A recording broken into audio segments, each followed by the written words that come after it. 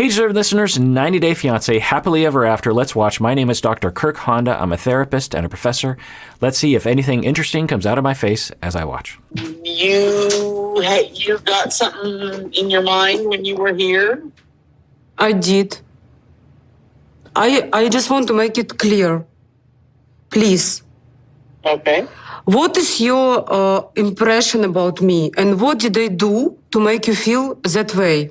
Not a bad question. I don't know how this is going to go, but this is a good question. Now, hopefully Natalie is open. And what would I hope to see that I'm guessing I will not see? The mom could say, well, Natalie, I like you, and I think you're a good person. And I have, from the beginning, some concerns about you and Mike's relationship because the two of you fight a lot. And I worry about my son. I worry about you. And when you came to Tulsa, I had some tension around that. And I had some worries. I also had some worries about the finances, about the family. And maybe I was too pushy about you getting a job of a certain sort. And I apologize for that. And I maybe also wasn't very nice about the meat thing. I don't know. I have a thing about meat, maybe a political thing about meat. I don't know. And yeah, but also, Natalie, I kind of feel like there were times when you were unfair to me and you were unfair to Mike. But maybe that's just me. Maybe the mom will say that. Let's see what she says. You do not treat Michael kindly. Michael provides you with everything. Yikes. So by implication, because Mike pays for the bills, she's supposed to be submissive and always be kind to him regardless of the circumstances. I'm guessing that's how Natalie is going to receive that. I think what the mom means is you are mean to Mike in general, and I don't like you treating my son that way. You know, there could have been a different way to phrase that. Everything. And you be mean to him all the time. Wow. So I think we got an idea of where Mike gets his rigidity from. The way her voice is similar too. The way she talks is extremely similar, very black and white. You know, so now we have to wonder where does the mom come from in terms of her childhood. We could imagine a line of attachment injuries being passed down, which is usually the case when we see attachment insecurity in people. And by the way, I want to be clear that everyone I know, including myself, has attachment insecurity to some extent, especially when we're being threatened or when we're hurt or when we feel like we're being abandoned in some way.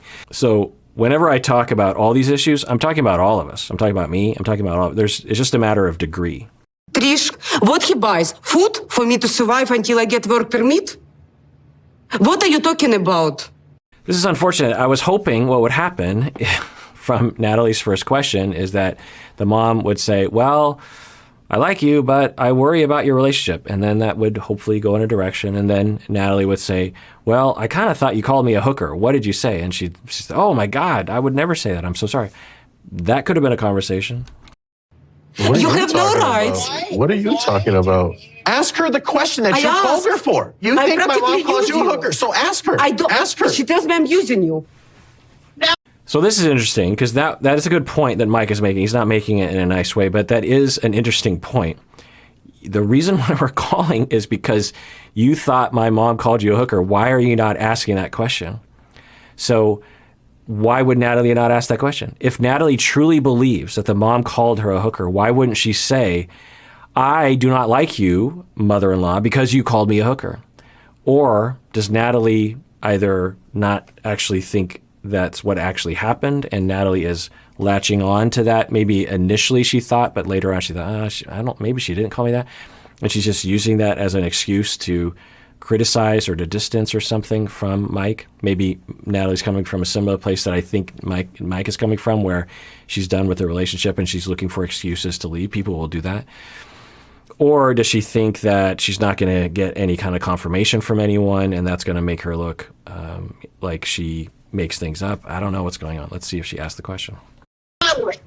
Listen to me. I never, ever came close to calling you a hooker or anything else.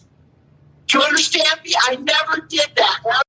Yeah, you can certainly make that point if you believe that. You know, if you're the mom, you'd be like, I never said that. But how can you say it in a constructive way? I don't think the mom is coming from, I don't think any of them are coming from a constructive place. But when you're accused of something, it's natural to say, I never did that.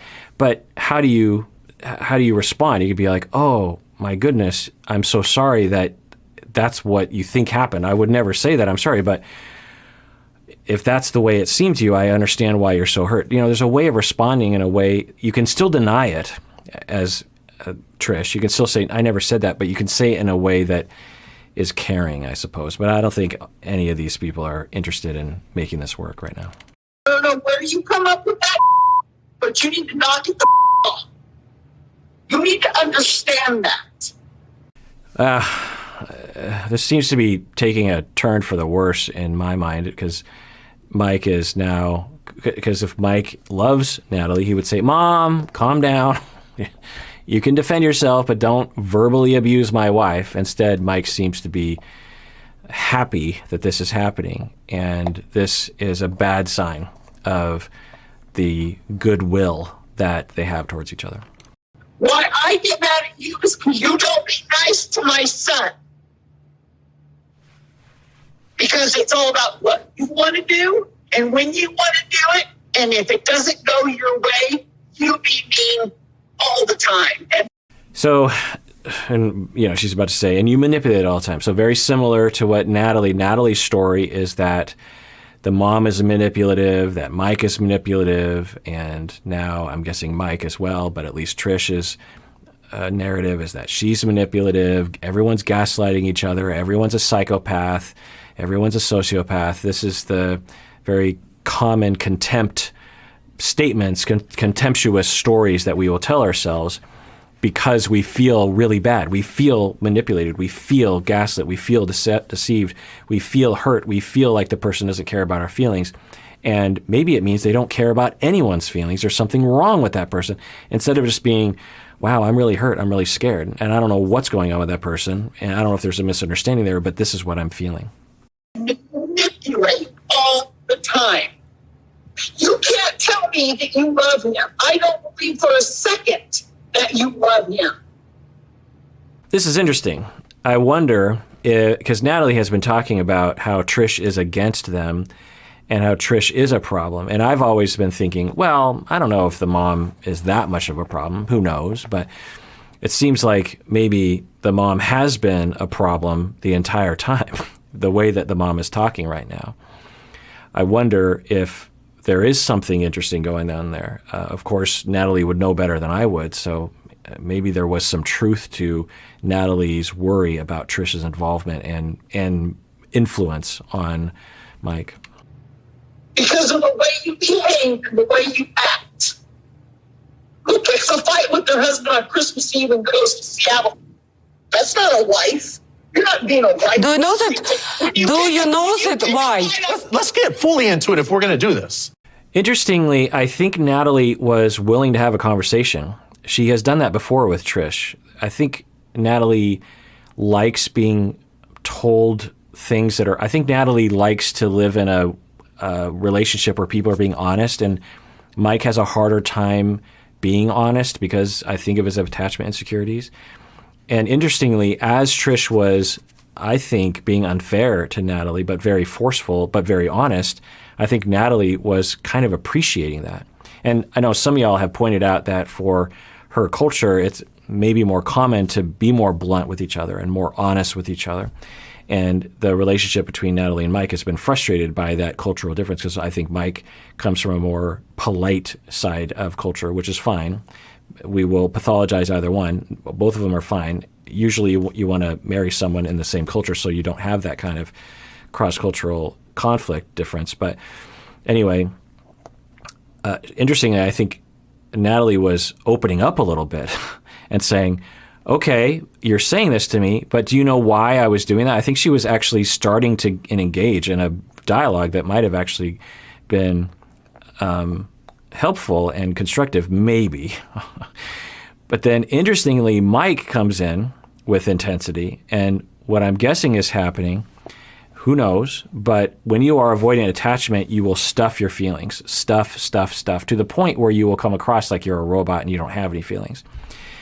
But you have a lot of feelings. You have a lot of loneliness. You have a lot of hurt. You have a lot of pain. You have a lot of fears. And you've never been able to express them even to yourself because you've been avoiding and stuffing your feelings. And total hypothesis, total guess, is that the mom talking in this way is distressful to him to hear his mom talking that way.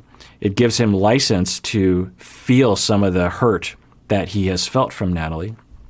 Then the mom brings up this Christmas thing, which I'm having a hard time remembering the details on that. And he is hurt again. He's like, yeah, that's right. That did hurt me. And now he's piling on. And I think what's happening for Mike is he is experiencing the hurt that he's been stuffing, and it's not going to come out well. It doesn't seem to be starting out well. What happened on Christmas? Here's the deal. You want to get into this? It's going to be bad, Natalie. First Christmas. How many gifts did I get you, Natalie? And what did you do with all my gifts? Go ahead. Tell, what did you do with all the lovely gifts I got you? Sarcasm isn't a helpful way.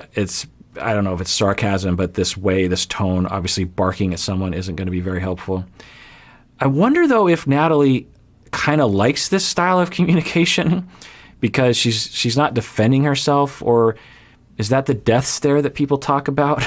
Is that what's happening? I don't know. But so something's coming up about gifts. And I think this is another one of those hurts that Mike carries with him. He carries with him grudges. He carries with him. And by the way, if you're ever in a relationship where you're holding on to grudges, it's not, so how do I get into this? When there is conflict and distrust and hurt to a sufficient level, and attachment insecurity to a certain level, and lack of connection to a certain level, we will feel hurt and they will kind of pile up. When we're in a well-functioning relationship, the hurt will, shall we say, get flushed down the toilet enough. It won't clog the pipes. When you have mounting hurt, it'll clog the toilet and it'll just start, nothing will go down the drain anymore. That's an interesting visual. And what you'll end up doing is you'll hold on to grudges, and you will also catalog things. People will say like, oh, remember there was that thing, and then there was that thing. And you'll have these arguments in your mind with the person because you're still hurting.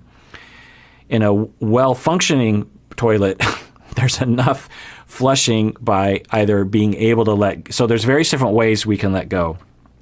One is that we can talk about it and resolve it, maybe even by going to couples therapy. Another is that we have enough goodwill between us that I can just let it go.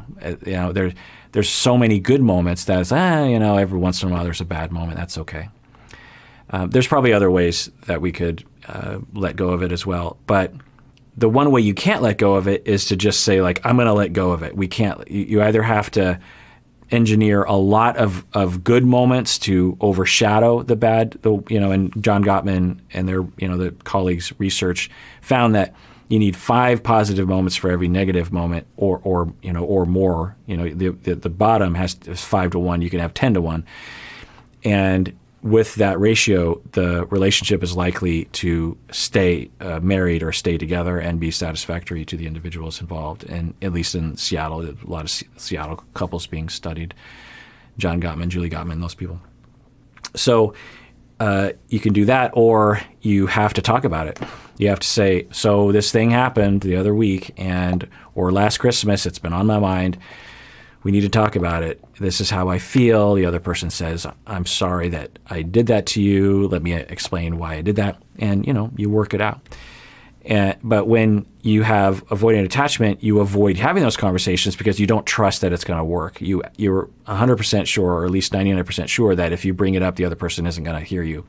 And there's a lot of reasons to believe that would happen in this relationship. Well, actually, I won't say that. I think Natalie could have that conversation.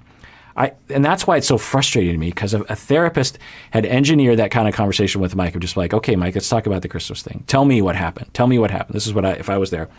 Mike, tell me what happened. He's like, well, this happened and this happened, this happened. Okay, that sounds like it was really rough for you. Natalie, what do you think? And say Natalie says like, well, that's not what happened. I'd be like, okay, but what do you think about his feelings? You know, this is a common run-of-the-mill couples therapy thing that I am and other couples therapists are very good at. It's very easy. It's not hard. And then Natalie, well, I don't know. I guess I made a mistake and I did that thing. Yeah, okay. So are you sorry? Yeah, I'm sorry that I did that. Mike, do you accept? I don't know. Okay, sounds like we have to talk about it some more, maybe some more sessions. And then we can resolve each one of these points so that you can actually relax and trust the other person and have love and stay married. Please.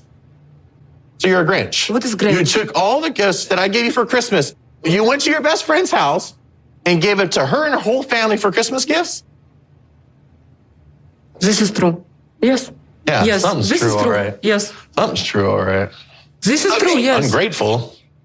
I'm guessing Natalie had a good reason for that. If I was to take a guess, it depending on where this is in the timeline, because I think this might be soon after Christmas, that for Natalie, she was so done with the relationship that she either didn't want to keep the gifts or two, wanted to passively hurt him by giving everything away. Another possible reason is that she just felt bad for her friend and she didn't like any of the gifts, and so she gave them away. I don't know. Let's see what she says here. Telling your friends when you're giving all of this stuff to them. Let me speak. That is not how a wife acts in any country. I don't care what language you speak or anything else. Right. So this is Mike's contention from the beginning, is you are a hurtful person. You hurt me through multiple ways. And I think that is true. I think she does hurt him. I think they hurt each other in multiple ways. And it's coming out now. But Mike is, I think, having a hard time expressing that of, honey, you just hurt my feelings a lot. I walk around with a lot of moments where you're hurting my feelings. And I don't know what to do about that. It makes me sad. That's all you got to say. Instead, I think he's escalating. I think he's having a bit of a meltdown right now. And he's just going to be yelling, because we've seen this before, and accusing. And then I think what Natalie does is, so this is part of the systems theory as well, is, and I've seen this before, and we've seen this in this couple, that they will vacillate between who is the one who is having a meltdown. So she'll have a meltdown and he'll be the one going, it is what it is. And then he'll be having a meltdown and she will be cold, possibly listening, though. You know, I have trust that, I have hope that Natalie sometimes, because she has been able to turn a conversation towards the healthy and the constructive. So let's see what she does here. Anyone in the room disagree? That, Natalie, that is childish. It's like a 7-year-old throwing a tantrum. Okay, so according to Mike, the reason why she gave all the presents away was because of anger. She was trying to hurt Mike by doing that. I think that's quite possible. We don't know what Natalie and her motivation was. She's not disconfirming it. I think the two of them have been struggling a lot in their relationship for quite some time, so this is a symptom of that. And Mike is expressing that.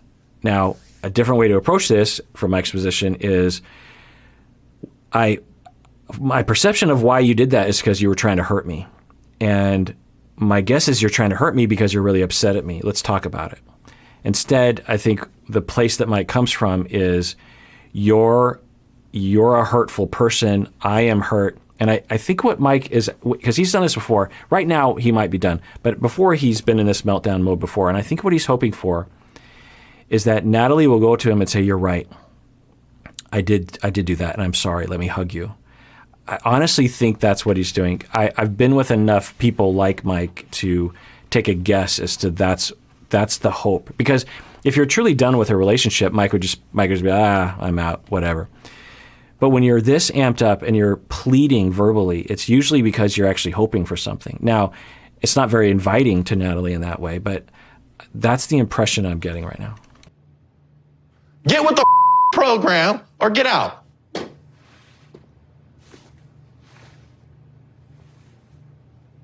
The other thing I'll say is he's sounding more and more like his mom the further we go into this conversation. There's a very similar tone, very rigid, black and white tone that he exhibits, and the mom seems to exhibit as well. All right, well, that does it for that episode of Psychology in Seattle. Everyone out there, please take care of yourself because you deserve it. You really, really do.